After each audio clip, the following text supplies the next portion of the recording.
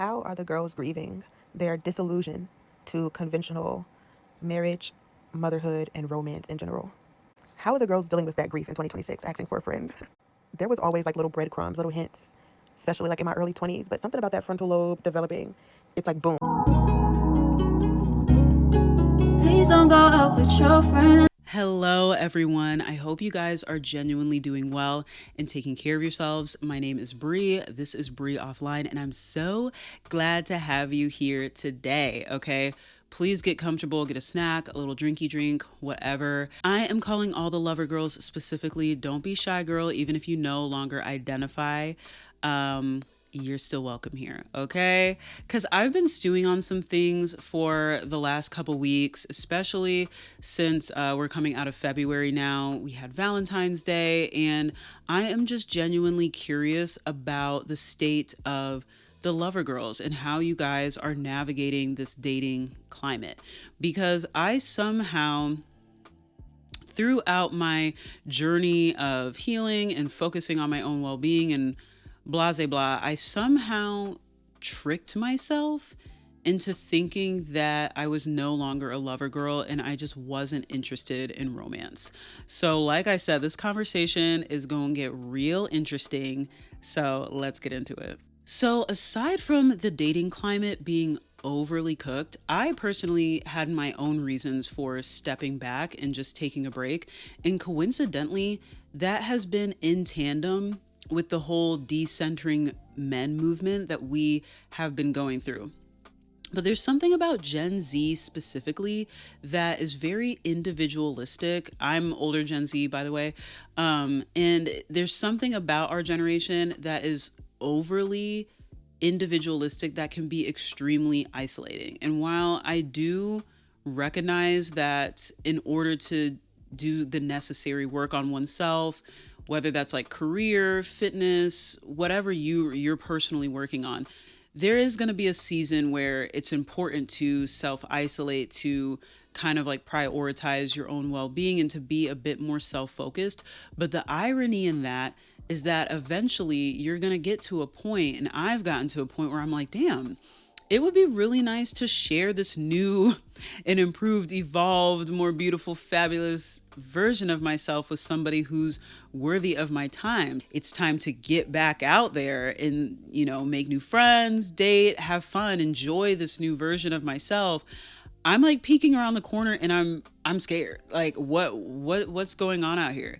And I think that a lot of us can relate to that feeling of not agreeing with everything that's going on with our generation, because it's almost like we have self-isolated into oblivion. And I think it's not a new conversation that like Gen Z is very individualistic and kind of obsessed with self-improvement, but it's not fun to self-improve yourself into oblivion and have no one to share that new version of yourself with. Because something that I've recently learned about the process of healing, no matter what you're healing from, I heard, I don't know if it's a TikTok, whatever, the concept of corrective experiences. And I have become obsessed with this idea because I think, especially in my early 20s, I identified healing as being a very individual type of journey. And I think for a good majority of it, it is. There's a lot of work that you have to do on your own. But you reach a certain point, and if you reach a certain point in your healing journey where you're at full capacity on what you can do on your own. And that's why I feel it's important to not go complete hermit mode and be so introverted that you're not connecting with people, because there's only so much you can learn from yourself. And so the idea of having corrective experiences is like, say that you've gone through a lot of heartbreaks, you've had a lot of people, you've had a lot of relationships where you've been cheated on, or you haven't been taken seriously, people wouldn't commit to you. And so you kind of have a lot of like walls up, trust issues, things like that. the importance of healing from that in whatever way, whether you go to therapy or you journal or you just self-reflect, or maybe you just take a break and like work on other things in your life not related to romance. The importance of then eventually going back out and dipping your toe back into the dating pool is to come across people who will take you seriously, who will respect you, who will understand your boundaries and like not punish you for that, and having those corrective experiences so that you don't end up internalizing the pain of past instances where you have been let down or betrayed. So that's kind of like where I'm at right now, where I'm like, I'm not I don't think I'm in a space where I want to get into a committed relationship, but I'd at least like to date and have some people restore hope that there are good dating experiences to be had out there. And I don't know if I'm seeing that right now. And going through this collective awakening, I feel like has been very interesting for women because it's been happening collectively. And I would say that this shift really started in 2020 because we had nothing but time to reflect. We are seeing like what our position really is in the society, in the patriarchy. And I can only speak to my experience as a Black woman, but once you add race into that, the nuance is just like the nuance of adding race to this conversation is one that I don't have time to dissect. But all in all, the jig is up and women are seeing the world with very fresh eyes, and it has just changed the way women are now rejecting this role, because I think what we are seeing is that whatever story, whatever romance we've been sold, we are not getting a return on that investment, and it's drastically changed the dating pool. But I find it really interesting because there's almost like this extreme level of awareness that has caused this giant gap between men and women and society. And to this day, this comment that I read on TikTok, I swear I regret not screenshotting it and saving it because it gave me so much pause. And I think that I probably read this like back in December or something like that, and it still haunts me to this day. It was a video about the state of Gen Z dating and like everything that I'm talking about now. But this comment said something to the effect that Gen Z may just be the generation that opens the door, but doesn't necessarily reap the benefits of like the awakening, like the shift that we have going on. And like the way that my heart sank, because there's so much validity in that statement, because when you think about it, like I'm saying, the gap that's been created between men and women because women are just asking to be treated like human beings and just asking for kind of like the bare minimum, honestly. And that has just created such an uproar because there's been generations prior to us that have been surviving with less than the bare minimum, who haven't been seen as full people, who have had their autonomy stripped from them and have still made it work, And now our generation has seen like the suffering of past generations and are just like, I don't want to be a part of that. And I think it's awesome. And I'm definitely not saying that I would want to go forward without this knowledge, without this wisdom.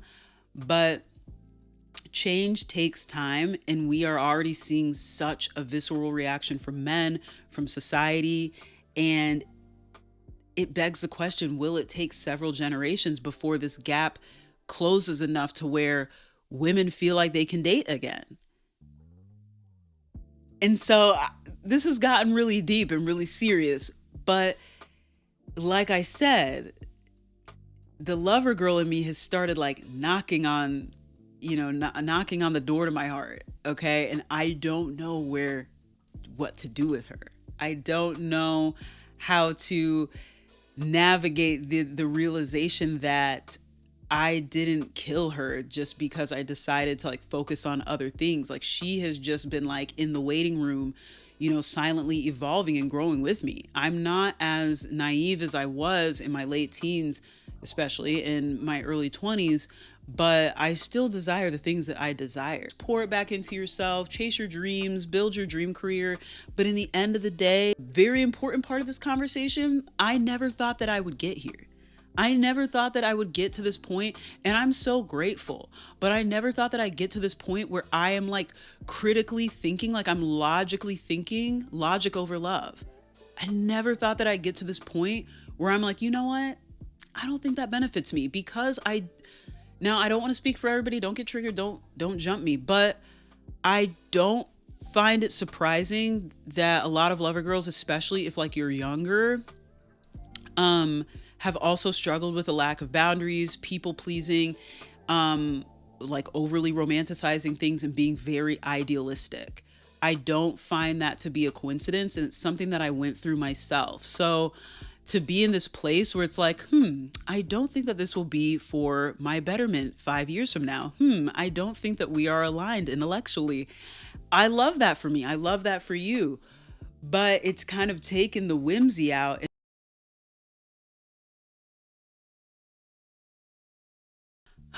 Okay, y'all. So my camera keeps overheating, so I'm going to try to pick up where I left off as best as possible.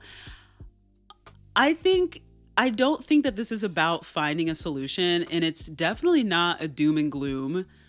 I think that it's all about stepping back in with that new wisdom, with that new sense of caution, in understanding that I don't think we even have to say it's not all men, but understanding the truth about men.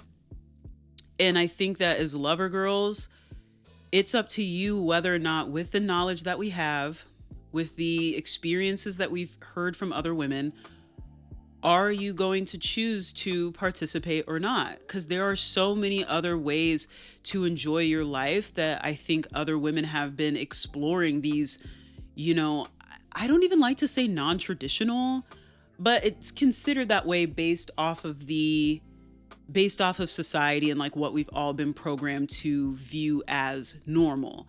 But I think that what I have been experiencing, and maybe you can relate, is just this sense of grief, of that like whimsical, idealistic, romantic fantasy. And that is a rite of passage for womanhood to realize that romance is something that has been manufactured from day one. And now it is something that has been repackaged by capitalism to, induct women into this. Sorry, it's sounding real serious.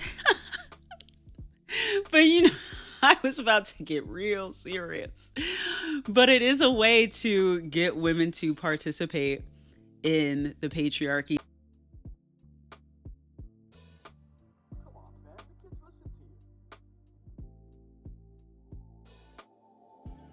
In relationships with men. So I think that I'm gonna like retreat into, back into watching rom-coms, into building playlists that help me romanticize my life. If you guys have any books that I should read, not smut,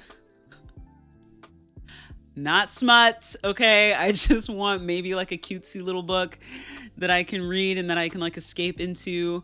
And then to slowly re-enter the dating world with realistic expectations, but allowing that lover girl to like stretch her legs a little bit. Does that sound weird? Maybe I'll say to let that lover girl express herself and to enjoy new experiences. Stretch your legs just sounded weird. I don't know. As always, I want you guys to sound off in the comments, share your advice, personal stories, things like that. I'd love to read it, and I will see you all very soon. Much love. Bye.